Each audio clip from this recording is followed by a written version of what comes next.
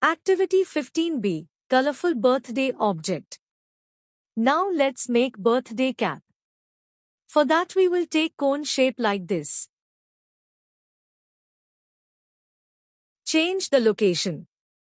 To change the location, select location X as 10, Y as 10 and Z as 0.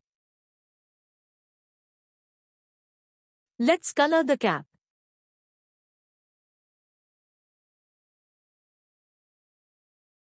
I am selecting red color. Now on top of the cap let's put a small ball. To create ball let's add sphere shape. Let's reduce the size. To reduce the size select scale X as 0.2, scale Y as 0.2 and scale Z as 0.2. I want this on the top of the cap. So let's change the location X to 10, location Y to 10 and location Z to 1.